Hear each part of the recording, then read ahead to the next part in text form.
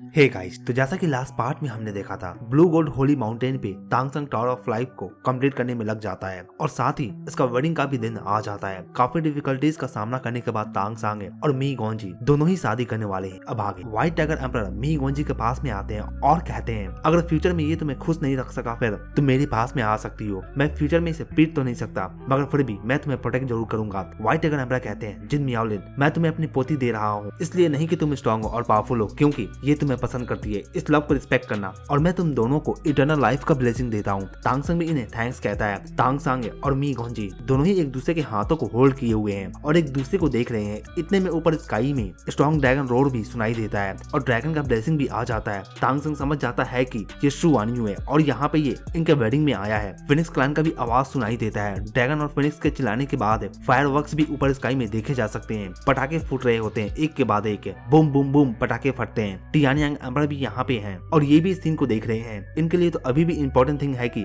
रिचन empire power को gain कर रहा है, मगर ये सोचते हैं फिर भी इनके साइड में मी गोंजी और सू आन्यू है। जब ये दोनों एम्पायर बनेंगे फिर इनका साइड भी स्ट्रॉन्ग हो सकता है और जिन मियाओलिन ये तो न्यूट्रल ही रहने वाला है फ्यूचर में, तो फिर कोई भी प्रॉब्लम नहीं होगा। टियानयांग एम्पायर तांगसंग के पास में चले आते हैं। जब ये आते हैं फिर तांगसंग और मी गोंजी दोनों ही सरप्राइज होते हैं, क्योंकि इनका फेस इस बार ये क्लियर देख पा रहे हैं। इनका फेस पे हमेशा से ही एक लाइट लगा हुआ होता है जो कि इनके फेस को ब्लर कर देता है। ये कहते हैं, कोई भी मेरे फेस को देख नहीं पाता, मैं किसी को भी अपना रियल फेस दिखाता नहीं, बस मैं अपने क्लोज फ्रेंड को ही ये दिखाता हूँ। इस टाइम पे सिर्फ यही दोनों इनके फेस को देख भी पा रहे हैं। ये कहते हैं, मैं तुमसे अब 3 क्वेश्चन पूछने वाला हूँ। ये पूछते हैं, क्या तुम मी गोंजी से शादी करना चाहते हो? क्या तुम इसके सुख दुख में इसके साथ में रहोगे? क्या तुम इसके साथ में जीवन भर इसका साथ निभाने का कसम खाते हो? तांगसंग भी इन क्वेश्चन को रिप्लाई करते हुए हाँ कहता है। सेम क्वेश्चन है मी गोंजी से भी पूछते हैं। मी गोंजी भी यस कहती है। आगे ये कहते हैं, क्या तुम इसके बच्चे को जन्म दोगी और अपने रेस को आगे कंटिन्यू करोगी? मी गोंजी हाँ कहती है। इधर जब इनका वेडिंग चल रहा होता है फिर इधर वो विंग एक विलेज में आता है ह्यूमंस के पास में और एक वेयर हाउस में सभी को गैदर करता है। एक फॉर्मेशन प्लेट को लगाता है जिससे लाइट भी इमिट होता है और ऊपर स्काई में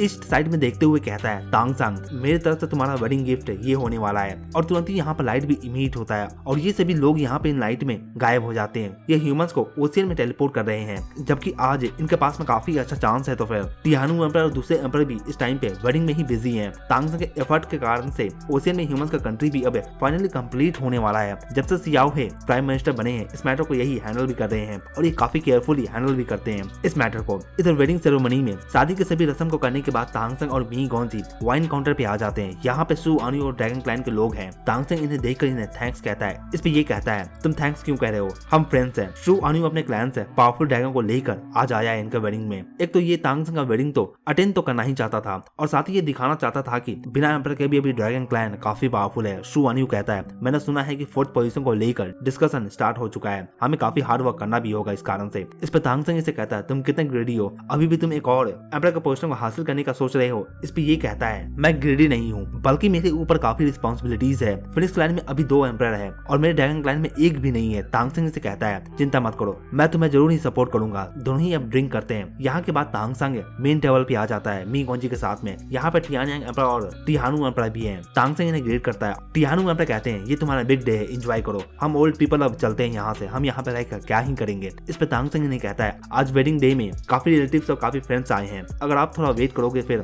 आपको भी अच्छा लगेगा। मैं कुछ लेकर आता हूँ, मैं कुछ करने वाला हूँ। टियानयांग एम्परर कहते हैं, क्या तुम कोई सरप्राइज देना चाहते हो हम सभी को? तांगसंग कहता है, आपको पता चल जाएगा। तांगसंग इस टाइम पे एक आर्टिफैक्ट को निकालता है। ये आर्टिफैक्ट किसी भी तरह के अटैक को डिवावर कर सकता है। इसे देखकर शू आन्यू भी कहता है, एक ऐसा आर्टिफैक्ट जो अटैक को भी सॉलो कर सकता है, क्या है ये भी जानता है कि मी गोंजी और तांगसंग पहले से ही काफी पावरफुल है और तांगसंग के पास तो काफी सारे पहले से ही पावरफुल आर्टिफैक्ट है और इसके साथ में एक और आर्टिफैक्ट ये सोचता है, इसका निकनेम इसे ऐसे ही नहीं मिला, अमिति कॉइन वॉरियर। इस पर सच में ये नाम जचता है। इस आर्टिफैक्ट का नाम है बुक ऑफ लॉ है। इसे तांगसंग ने मी गोंजी के लिए डिफाइन किया था। इस बुक को अब तांगसंग खोलता है और शू आन्यू आगे आकर अपने एक अटैक करता है। बुक के पेज में इसका अटैक चला जाता है। इसका ब्राइट ड्रैगन इसके अंदर आ जाता है। इसे देखकर दूसरे भी एम्परर सरप्राइज होते हैं। शू आन्यू भी सरप्राइज होता है कि ये कैसे अटैक को रीस्टोर कर लिया है, जबकि शू आन्यू एक नॉर्मल पर्सन नहीं है, ये एक हाफ एम्परर है, तो फिर इसका अटैक तो नॉर्मल नहीं होगा, पावरफुल ही होने वाला है। मगर फिर भी ये बुक इसके अटैक को रीस्टोर कर सकता है। टिहानू एम्परर कहते हैं, तुम्हारा बुक ऑफ लॉ कितने अटैक को एब्जॉर्ब कर सकेगा? तांगसंग कहता है, इस बुक का 1/3 पेज अटैक को रीस्टोर कर सकता है। इस बुक में ऑलरेडी 100 से भी ऊपर पेजेस हैं। दूसरे एम्परर भी समझ जाते हैं कि इस वर्ल्ड में डिफरेंट रेसेस हैं और कुछ के पास स्पेशल एबिलिटीज भी होते हैं, जैसे कि हीलिंग एबिलिटीज और समथिंग। इसे स्टोर भी किया जा सकता है इस बुक में। इसे अच्छे से टेस्ट करने के लिए टियानयांग एम्परर आगे आते हैं और ये कहते हैं, हैं, मैं अपना टियानयांग कैनन अटैक यूज करता हूँ, इसका पावर मैं 11 टियर तक पे ही रखूंगा, इसे भी स्टोर करने का ट्राई करो। तांगसंग इस पे सर हिलाता है। नेक्स्ट टियानयांग एम्परर ऊपर एयर में जंप करते हैं और अपने अटैक को रिलीज करते हैं। इनके पीछे से इनका सनफ्लावर भी अपीयर होता है। इधर तांगसंग अपने ट्री एंसेस्टर के इमेज को भी रिलीज करता है। सभी देखते हैं कि कैसे ये बुक ऑफ लॉ इनके अटैक को भी हैंडल करता है। हालांकि एक एम्परर के अटैक को कि ज्यादा देर तक झेल नहीं पाता, बस 5 सेकंड ही लिमिट होता है, लेकिन फिर भी ये आसानी से 11 टियर के अटैक को रोक सकता है और इसे स्टोर भी कर सकता है। इस अटैक के बाद तांगसंग यहाँ पे इस बुक को ऑक्शन करने का भी स्टार्ट कर देता है। वेडिंग चल रहा है या ऑक्शन चल रहा है, खैर 100 एमएटी कॉइन से स्टार्ट होता है। टियानयांग एम्परर कहते हैं मेरा अटैक का कीमत बस 100 एमएटी कॉइन ही है। हालांकि दूसरे जानते हैं कि तांगसंग ऐसा इसलिए भी कर रहा है ताकि इसमें और भी दूसरे पार्ट भी ले सके। इस ऑक्शन में टियानयांग एम्परर के अटैक को जिस पेज पे ये स्टोर हुआ था 1600 एमएटी कॉइन में सेल कर दिया जाता है, जो कि मियाओसन ले लेती है। दूसरे एम्परर भी अपने अपने अटैक को आगे आकर करते हैं और पेजेस में स्टोर करते हैं। इनके अटैक को भी सेल कर दिया जाता है। सबसे ज्यादा कीमत पे इमोर्टल डीमन एम्परर का अटैक सेल होता है, निर्वाणा स्किल, फिनिक्स निर्वाणा। ये काफी पावरफुल स्किल है, ऑलमोस्ट 1 सेकंड लाइफ को गेन करने का स्किल है।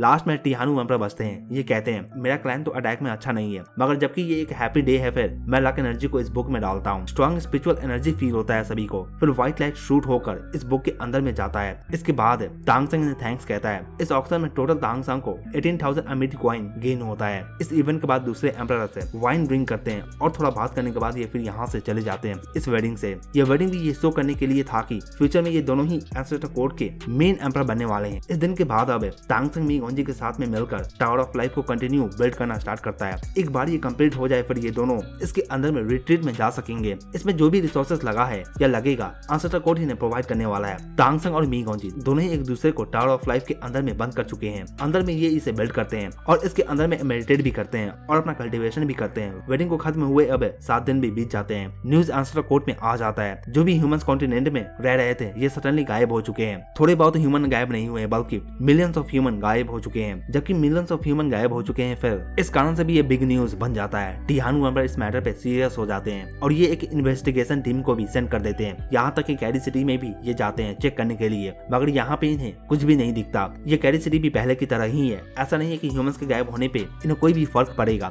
मगर ये ह्यूमंस को यूं ही छोड़ नहीं सकते हैं, जबकि ये जानते हैं कि वो काफी डेंजरस हो सकते हैं। ये मैटर इनके भी समझ में नहीं आता कि ये कैसे हो सकता है, लेकिन अब तक कोई भी एविडेंस नहीं मिला है। शक तो सीधा मी गोंजी पे ही जाता है। टिहानु एम्परर भी बीच में रिलैक्स हो गए थे, जबकि मी गोंजी एक ह्यूमन होकर जिन मियाओलिन से शादी की है जो कि एक स्पिरिट रेस से आता है, तो फिर ये भी सोच रहे थे कि मी गोंजी ह्यूमंस को छोड़कर मॉन्स्टर और स्पिरिट को पसंद कर रही है। अब टिहानु एम्परर भी ज्यादा कुछ खास कर भी नहीं सकते हैं मी गोंजी को लेकर, जबकि ये जिन मियाओलिन की वाइफ बन चुकी है और अभी इसके साथ में ही है। सभी एम्परर ने फील किया था लाइफ एनर्जी का बेनिफिट क्या हो सकता है। फिर कौन चाहेगा कि लाइफ एनर्जी एंसेस्टर कोड से चला जाए। इस टाइम पे कोई भी एम्परर नहीं चाहता है कि जिन मियाओलिन को डिस्टर्ब किया जाए। सभी चाहते हैं कि ये एक एम्परर जल्द से जल्द बन जाए। इधर तांगसंग और मी गोंजी जबकि रिट्रीट में है, फिर इन्हें भी नहीं पता कि बाहर आउटसाइड वर्ल्ड में क्या चल रहा है। इन दिनों में मी गोंजी टावर ऑफ लाइफ के अंदर में ये बैठकर कल्टीवेट कर रही होती है। टावर ऑफ लाइफ पे जैसे जैसे अपर फ्लोर पे जाता है इसे बिल्ड करना आसान हो जाता है, जबकि ये जगह कम लेता है और एनर्जी भी ज्यादा इंटेंस होता जाता है। टावर ऑफ लाइफ में हार्ट ऑफ नेचर लगा हुआ है जो कि नेचर से एनर्जी लेकर टावर ऑफ लाइफ में कंडेंस करता है और इन एनर्जी से मी गोंजी और तांगसंग कल्टीवेट कर रहे हैं, खुद को इम्प्रूव कर रहे हैं।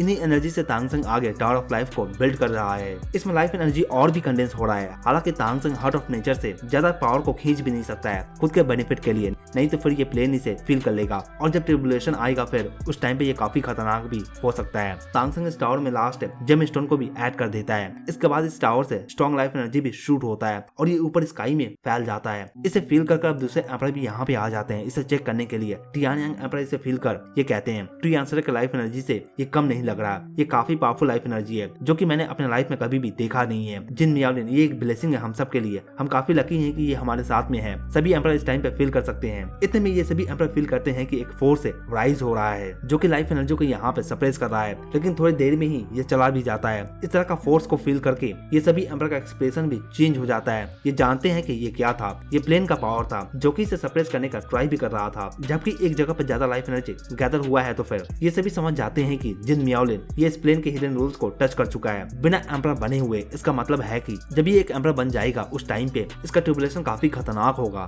टिहानु एम्परर को माइंड कॉम्बिनेशन से कांटेक्ट करते हैं, जबकि ये इस टाइम पे यहाँ पे नहीं है तो फिर और सभी एम्परर को भी कहते हैं हमें जिन मियाओलिन को गार्ड करना चाहिए, हम सब एक एक करके यहाँ पे गार्ड करेंगे। जब इसका ट्रिबुलेशन आएगा फिर हम उसमें इसका हेल्प कर सकेंगे। इसमें दूसरे एम्परर भी हाँ कहते हैं। टियानयांग एम्परर कहते हैं ठीक है, फिर हम एक एक मंथ रुक कर गार्ड करेंगे। इस एरिया को। जबकि टावर ऑफ लाइफ कंप्लीट हो चुका है, ये लॉ ऑफ लाइफ से कनेक्ट हो चुका है। जो भी मैजिक सर्कल इसमें लगा हुआ था ये सभी एक्टिवेट हो जाते हैं। तांगसंग इस सर्कल से हार्ट ऑफ नेचर को भी शांत करता है, साथ ही इसके बाहर और इसके अंदर में एनर्जी लेवल को भी कंट्रोल करता है, जिससे इस प्लेन का गुस्सा भी शांत होता है। मी गोंजी भी अपने कल्टीवेशन से उठ जाती है। तांगसंग इसे देखता है और कहता है टावर ऑफ लाइफ कंप्लीट हो चुका है, अब हम अपना रियल रिट्रीट को स्टार्ट भी कर सकते हैं। रियल कल्टीवेशन अभी यहीं से हमारा स्टार्ट भी होगा। तांगसंग इसे कहता है शायद मैं अभी ट्रिबुलेशन के लिए प्रिपरेशन नहीं करना चाहता। ये सुनकर मी गोंजी भी समझ आती है और कहती है तुम अभी काफी बैड थिंग्स के बारे में सोच रहे हो, भूल जाओ, ये सब नहीं होने वाला। तांगसंग कहता है लेकिन हम एक दूसरे के साथ में शादी कर चुके हैं। तांगसंग कहता है खैर जो भी हो, इस लाइफ में मैं सिर्फ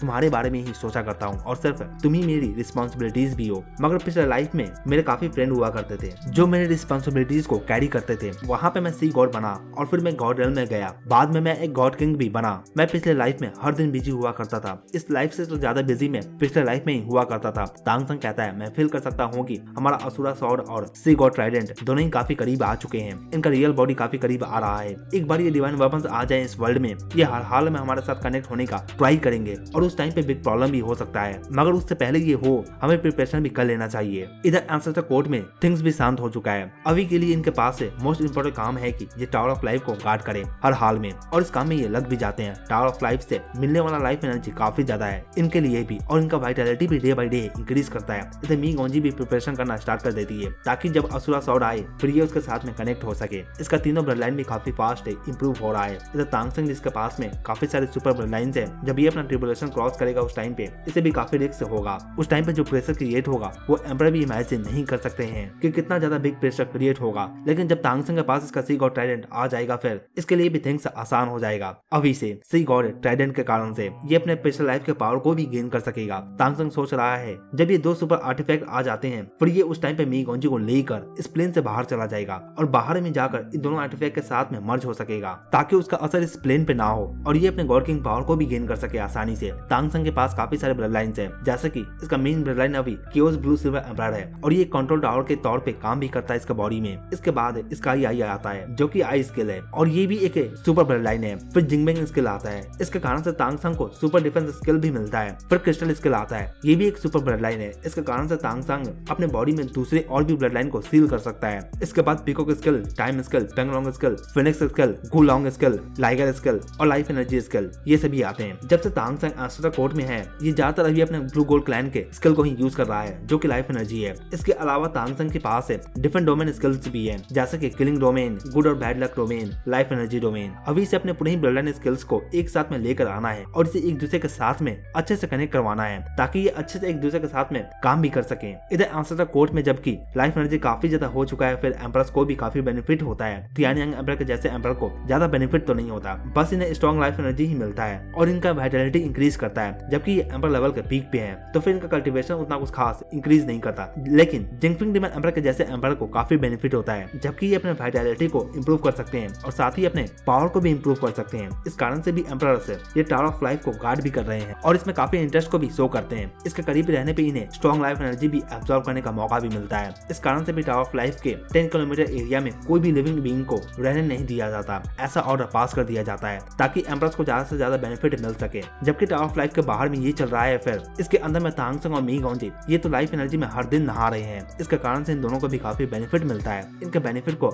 इमेजिन नहीं किया जा सकता है। इस तरह से अब 1 साल बीत जाते हैं और एम्परर भी कंफ्यूज हो जाते हैं 1 साल के बाद में कि इस समय में तो तांगसंग ये अपने ट्रिबुलेशन के तो काफी करीब आ जाना चाहिए था, मगर अभी भी कोई भी साइन नहीं है। जबकि ये सभी एम्परर फील कर सकते हैं कि इन 1 साल में इनका लाइफ एनर्जी 100 साल तक इंप्रूव कर चुका है। इस टाइम पर तियानयांग एम्परर काफी एक्साइटेड भी होते हैं क्योंकि तांगसंग ने कहा था इन्हें जब ये एक एम्परर बन जाएगा फिर जो ब्लू गोल्ड फ्रूट कंडेंस करेगा ये सबसे पहले इन्हें ही देगा। ये फील कर सकते हैं कि टावर ऑफ लाइफ से कितना स्ट्रॉन्ग लाइफ एनर्जी यहाँ पे आ रहा है। फिर जो फ्रूट तांगसंग क्रिएट करेगा वो इमेजिन भी नहीं किया जा सकता है कि उसके अंदर में कितना लाइफ एनर्जी मौजूद होगा। इधर टावर के अंदर में तांगसंग अपने कियोस ब्लू सिल्वर एम्परर को इसमें कियोस एनर्जी को फुल्ली फ्यूज कर देता है और साथ ही लाइफ एनर्जी स्किल को भी। इसके कारण से येन और यांग एनर्जी भी पहले से काफी ज्यादा स्ट्रॉन्ग भी इसके बॉडी में आ रहे हैं। स्ट्रॉन्ग येन और यांग एनर्जी के कारण से इसका ऑरा भी काफी इंक्रीज कर जाता है। Strong life energy chaos blue silver emperor के साथ में मर्ज होता है जिसके कारण से ये पहले से भी ब्राइटली शाइन करता है। तांगसंग अपने ब्लू गोल्ड ब्लड लाइन को कियोस ब्लू सिल्वर एम्परर के साथ में फ्यूज कर चुका है जिसके कारण से जब ये ट्रिबुलेशन को पास करेगा उस टाइम पे इसे लॉ ऑफ लाइफ को टच करने का जरूरत भी नहीं पड़ेगा। तांगसंग इस कियोस एनर्जी को अपने फिनिक्स ब्लड लाइन में भी डालता है जिसके कारण से ये पहले से और भी शाइन करता है और फास्ट प्रूफ भी होता है। जब ये चल रहा था फिर ये केओस एनर्जी को पेंगलोंग स्किल में भी डालना स्टार्ट करता है। इसके अंदर 2 ब्लड लाइन फ्यूज पहले से ही है, एक तो गोल्डन रोको बर्ड है और दूसरा विंड ड्रैगन ब्लड लाइन। ये दोनों ही ब्लड लाइन से अब केओस एनर्जी में इंप्रूव होना स्टार्ट हो चुके हैं। तांग संग केओस ब्लू सिल्वर एम्परर को अपने 5 डिफरेंट ब्लड लाइन का कंट्रोल इसे दे देता है ताकि ये इसे इंप्रूव कर सके। इसमें केओस एनर्जी को डालकर ये सभी स्किल को इंप्रूव करना चाहता है और एक बैलेंस को क्रिएट करना चाहता है ताकि कोई भी स्किल इसका वीक ना रह जाए। तांग संग केओस एनर्जी को अभी भी दूसरे ब्लड लाइन में डाल रहा है, जैसे कि क्रिस्टल स्किल में तांग संग का चेस्ट ये केओस ब्लू सिल्वर एम्परर के साथ में फ्यूज हो जाता है। इसका हेड स्काई आई के साथ में फ्यूज हो जाता है। टाइम स्किल इसके हाथों में मर्ज होता है। क्रिस्टल स्किल और साथ ही 5 डिफरेंट स्किल इसके लेग में मर्ज हो जाते हैं। तांग संग अपने अपर बॉडी का कंट्रोल खुद के पास ही रखता है और अपने लोअर बॉडी का कंट्रोल ये जिंगजिंग को दे देता है। इस टाइम पे इसके बॉडी से कलरफुल लाइट भी शाइन करते हैं। जबकि तांग संग के पास काफी ज्यादा केओस एनर्जी है, फिर ये इस प्रोसेस को कर भी रहा है। इसके कारण से तांग संग अपने बॉडी को वापस से क्रिएट कर पाता है और एक डिवाइन बॉडी में चेंज भी कर रहा है, यानी कि डिफाइन कर रहा है। तांग संग के सर के पीछे में 7 कलर लाइट फिल भी देखा जा सकता है। जब ये इधर चल रहा था फिर इधर ऊपर स्काई में प्रेशर भी बनना स्टार्ट हो जाता है और डार्क क्लाउड भी आना स्टार्ट होता है। जब ये गैदर हो रहे थे फिर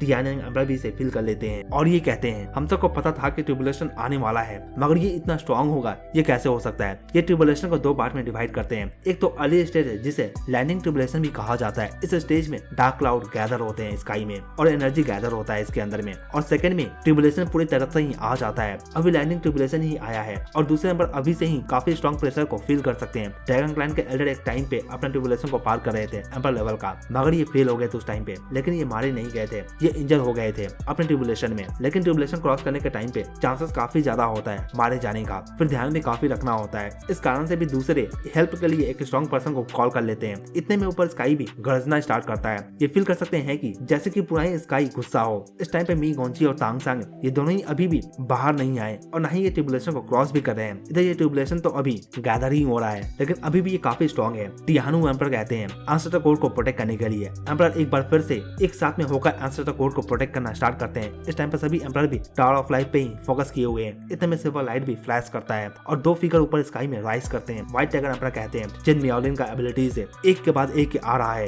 ऐसा लगता है कि इसका ट्रिब्यूलेशन काफी खतरनाक होने वाला है। कौन जानता है कि इस ट्रिब्यूलेशन के बाद ये क्या बन जाएगा। जब जिंगफिंग डीमन एम्परर अपने ट्रिब्यूलेशन को पार कर रहे थे उस टाइम पे ये फेल हो गए थे, मगर उस टाइम पे क्रिस्टल डीमन एम्परर और इमॉर्टल डीमन एम्परर मिलकर इनके लिए एक रास्ता क्रिएट किए, जिसके कारण से ये एक एम्परर लेवल पे भी जा सके थे उस टाइम पे। तांग संग कहता है मैं और मी गोंची दोनों ही खुद के दम पे अपने ट्रिब्यूलेशन को क्रॉस करने वाले हैं, हमें डिस्टर्ब ना किया जाए, हम ये कर लेंगे। ये सुनकर इमॉर्टल डीमन एम्परर भी काफी सरप्राइज होते हैं कि ये दोनों एक साथ में करना चाहते हैं। ये सभी जानते हैं कि अगर 2 पर्सन एक साथ में आ जाते हैं ट्रिब्यूलेशन को क्रॉस करने के लिए फिर इसका पावर भी डबल हो जाएगा और चांसेस भी फील होने का ज्यादा हो जाएगा। टियानयांग एम्परर कहते हैं ये बच्चा क्या पागल है। इधर ऊपर स्काई में तांग संग काफी ऊपर में होता है तो इसका अपीयरेंस भी चेंज हो चुका है। ये तांग संग में ट्रांसफॉर्म भी हो चुका है। तांग संग अपने साथ में ट्रिब्यूलेशन में मी गोंजी को इसलिए भी लेकर जा रहा है क्योंकि अगर ये अकेले में करती है फिर असुरा स्वॉर्ड भी आएगा उस टाइम पे और इसका ट्रिब्यूलेशन और भी भयानक हो जाएगा। तब क्या होगा कोई भी नहीं जानता है। इस टाइम पे सभी एम्परर सरप्राइज है इन दोनों के डिसीजन से और ये जान चुके हैं इस ट्रिब्यूलेशन को सर्वाइव करना पॉसिबल नहीं है। लेकिन अगर ये दोनों कर लेते हैं फिर ये दोनों क्रिस्टल डीमन एम्परर से भी ज्यादा पावरफुल बन जाएंगे। तांग संग इधर स्काई में एक लैडर को क्रिएट करता है और एक वाइड ओपन होता है। तांग संग अपने आई पावर का भी यूज करता है एलिमेंट पावर को, जबकि ये राइनो डियर के आई स्किल को यूज कर सकता है। तो फिर इस टाइम पे इसके पैलेस से भी लाइट इमिट होता है। ये देख कर दूसरे भी सोचते हैं ये अपने ही होली पैलेस के पावर को यूज कर ट्रिब्यूलेशन को क्रॉस करने के लिए ऐसा पहले कोई भी नहीं किया था। टियानु एम्परर कहते हैं शायद ये दोनों ही टावर ऑफ लाइफ से कनेक्टेड है, इस कारण से भी इतना स्ट्रॉन्ग ट्रिब्यूलेशन भी आया है। टियानयांग एम्परर भी इस बात पे सर हिलाते हैं। ये सभी नहीं जानते हैं कि तांग संग और मी गोंची जितना भी क्यों ना चाह ले इनका ट्रिब्यूलेशन वीक नहीं हो सकता है, जबकि ये दोनों ही इस वर्ल्ड से बिलोंग नहीं करते हैं। इस टाइम पे प्लेन भी इसलिए गुस्सा है क्योंकि तांग संग हार्ट ऑफ नेचर को काफी इन्फ्लुएंस कर रहा है और साथ ही एक सुपर आर्टिफैक्ट के कारण से भी, जबकि ये दोनों थिंग इस प्लेन को डिस्ट्रॉय करने का पावर रखते हैं। तो फिर इधर इस टाइम पे तांग संग और मी गोंची दोनों ही कंटिन्यूअस आगे ऊपर स्काई में जा रहे होते हैं। तांग संग पहले जब ये अपने हेवनली ट्रिब्यूलेशन को क्रॉस कर रहा था उस टाइम पे ये काफी थिंग्स को प्रिपेयर किया था, मगर ये इस टाइम पे कुछ भी थिंग्स को प्रिपेयर नहीं किया है। ये जानता है कि इसके पास से टाइम ज्यादा नहीं है, इसलिए भी ऐसा किया नहीं जा सकता है। इस टाइम पे ये दोनों ही प्रेशर को सहते हुए आगे बढ़ते हैं। दोनों इस टाइम पे लैडर पे क्लाइम कर रहे हैं और जो प्रेशर इन दोनों की बॉडी पे पड़ रहा है ये काफी ग्रेट है, लेकिन इस प्रेशर के कारण से इन दोनों का भी बॉडी बैप्टिज्म में हो रहा है। जैसे जैसे ये लैडर के हायर पोजीशन पे जा रहे हैं इन्हें भी प्रेशर और भी ज्यादा फील होता है। इन स्टेज पे सिर्फ 2 ही कलर इमिट हो रहे हैं, ब्लू और रेड कलर। तांग संग का माउंटेन ही 800 मीटर ऊंचा है और टावर ऑफ लाइफ 900 मीटर ऊंचा है और ये लैडर 300 मीटर ऊंचा है। फिर इस टाइम पे ऊपर स्काई में काफी हाइट पे ये आ भी चुके हैं। व्हाइट टाइगर एम्परर भी इस टाइम पे कहते हैं मैं कुछ भी समझ नहीं पा रहा, ये अकेले क्यों करना चाहते हैं, लेकिन जब ये इन दोनों को आगे जाता हुआ देखते हैं फिर इन्हें तांगसंग का किया हुआ प्रॉमिस याद आता है। एक बार ये एम्पर लेवल पर चला जाएगा फिर ये इन्हें लेकर गॉड रेल में भी जा सकता है, और ये याद करके ये काफी एक्साइटेड भी हो जाते हैं। इन दोनों का जंगफिंग में एम्पर भी देख रहे होते हैं। ये फादर है मी गॉन्जी के, फिर इस टाइम पे इनका दिल भी शांत नहीं रहता। ये तो इनके पास में जाना चाहते हैं और इनका हेल्प भी करना चाहते हैं, लेकिन जब ये जाते हैं फिर ह्यूज प्रेशर ये हैंडल कर भी नहीं पाते और पीछे आ जाते हैं। इधर तांगसंग और मी गॉन्जी काफी ऊपर तक में आ जाते हैं। सभी एम्पर देखते हैं कि ऊपर वाइड अनस्टेबल होता जा रहा है और काफी शेक भी करता है, लेकिन तुरंत ही एक डिवाइन आर्टिफैक्ट आता है जो कि वाटर वेव्स जैसे थिंग्स को रिलीज करता है, जिसके कारण से ये वाइड भी शांत हो जाता है। तिहानु एम्पर भी कहते हैं हाँ डिवाइन आर्टिफैक्ट के बारे में तो मैं भूल ही गया था कि ये भी यूज हो सकता है, लेकिन ये कौन सा डिवाइन वेपन है जो कि वाइड को शांत कर दिया है। इधर तांगसंग मी गॉन्जी की ओर देखते हुए कहता है ठीक है अब हम रन कर सकते हैं, और ये दोनों ही रन करना स्टार्ट करते हैं लैडर पे। ये देखकर इधर एम्पर भी काफी सरप्राइज होते हैं कि ये कैसे पॉसिबल हो सकता है, इतना ह्यूज प्रेशर में ये अभी भी रन कैसे कर सकते हैं, और ये किस तरह का डिवाइन वेपन है जो कि ऐसा करने भी दे रहा है इन्हें। इस टाइम पे इधर मी गॉन्जी अपने अंदर तीनों ब्लड लाइन से स्ट्रॉन्ग फोर्स को फील करती है अपने बॉडी के अंदर में। इसके असुरा स्वॉर्ड से भी लाइट फ्लिकर करता है, हालांकि मी गॉन्जी इन फोर्सेस को अपने अंदर में सप्रेस की होती है। तांगसंग कहता है मुझ पे आगे का थिंग्स छोड़ दो, देखना यह है कि नेक्स्ट अब ये अपने ट्रिबुलेशन को कैसे पार करता है, और क्या इसमें तांगसंग का आइडेंटिटी रिवील हो जाएगा, और अगर ऐसा हुआ तो फिर बिग फाइट भी स्टार्ट हो जाएगा। इसका भी बिग पॉसिबिलिटीज है, और इसी के साथ ये पार्ट यहीं भी खत्म होता है। तो दोस्तों इसके आगे का पार्ट हम नेक्स्ट वीडियो में देखेंगे। इस पार्ट के लिए इतना ही। वीडियो अच्छा लगा हो तो वीडियो को लाइक जरूर करें, और अगर आप चैनल पर नए हैं चैनल को जरूर सब्सक्राइब करें ऐसे और भी एनीमे एक्सप्लेन के लिए। थैंक